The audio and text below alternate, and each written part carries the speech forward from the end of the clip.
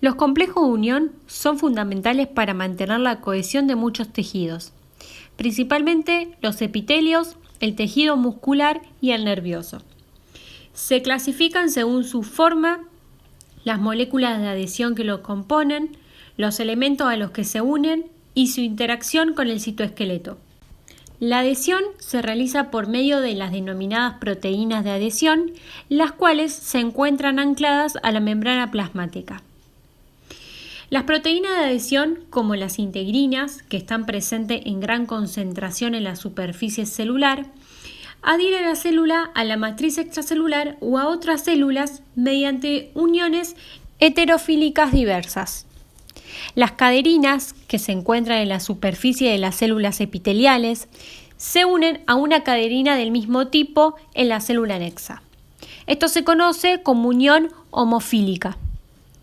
Las selectinas, que son proteínas de superficie celular que unen carbohidratos y su unión con el receptor es heterofílica, es decir, que se unen con una molécula diferente a ellas. Estas uniones intervienen en el paso de varios tipos de células sanguíneas a través del endotelio.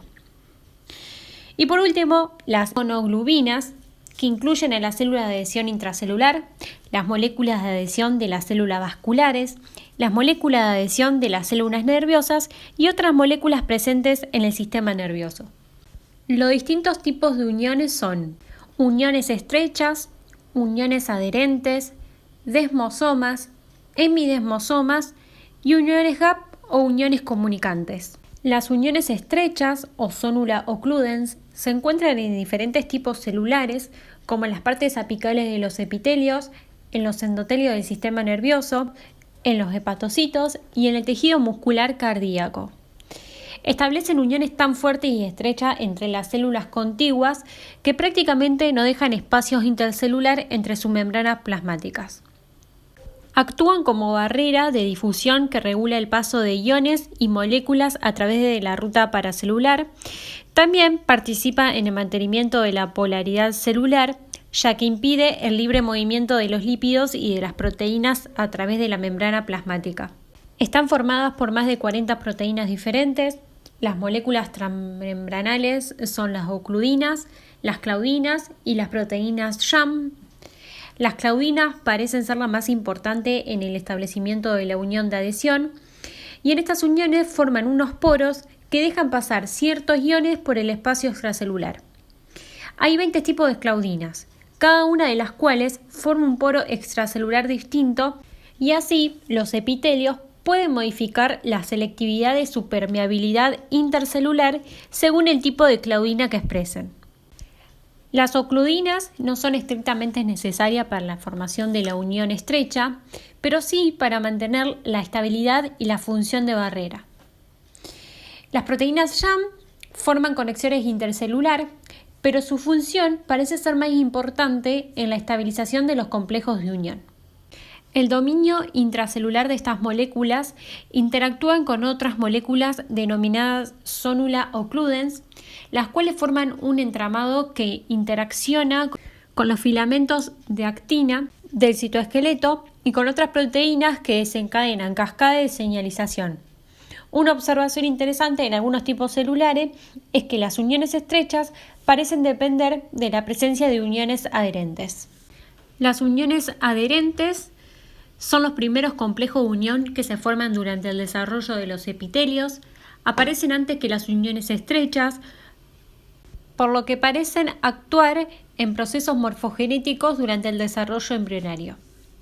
Al igual que las uniones estrechas, forman una estructura a modo de cinturón en todo el perímetro celular, aunque también se pueden encontrar a modo de placas. Son las responsables de iniciar los contactos célula-célula de manera dependiente de calcio. Los desmosomas, a diferencia de los anteriores, no adoptan la forma de cinta, son casi circulares. Desde el punto de vista estructural, se distinguen las dos membranas opuestas del desmosoma, separada por un espacio intercelular de unos 20 nanómetros de ancho. Las moléculas celulares presentan el espesor habitual, pero sobre la cara citoplasmática de cada membrana celular se observa material electrodenso en forma de placa. Las uniones entre células están medidas por moléculas de tipo caderinas denominadas desmogleínas y desmocolinas. El dominio intercelular de estas caderinas contacta con los filamentos intermedios como las queratinas gracias a las proteínas intermedias. Su función es reforzar la adhesión intercelular, por ello abundan en tejidos donde están sometidos a tensiones mecánicas frecuentes.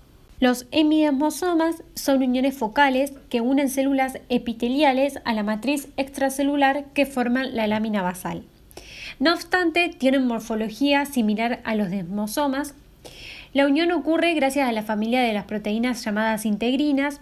Las integrinas unen mediante su dominio extracelular a proteínas de la lámina basal con filamentos intermedios de queratina con ayuda de su región intracelular. Estas estructuras se encuentran distribuidas en el tejido epitelial y ayuda a distribuir la resistencia y la fuerza ejercida sobre él. Y por último, las uniones comunicantes, que su función es el intercambio de moléculas entre células vecinas, se compone de 6 proteínas conexinas que se unen para formar complejos llamados conexones. Las conexinas forman delicados túneles llenos de líquido que permiten a la célula de un tejido comunicarse entre sí. El intercambio de moléculas e iones permite un acoplamiento químico y eléctrico entre las células. Las uniones comunicantes son importantes en la coordinación de las células que se activan por impulsos eléctricos y en su influencia sobre otras células. En estas uniones la membrana plasmática no está fusionada, sino que se halla separada por espacios intermoleculares estrechos. Se pueden encontrar en tejidos avasculares como el cristalino y la córnea del ojo, como también en el pie.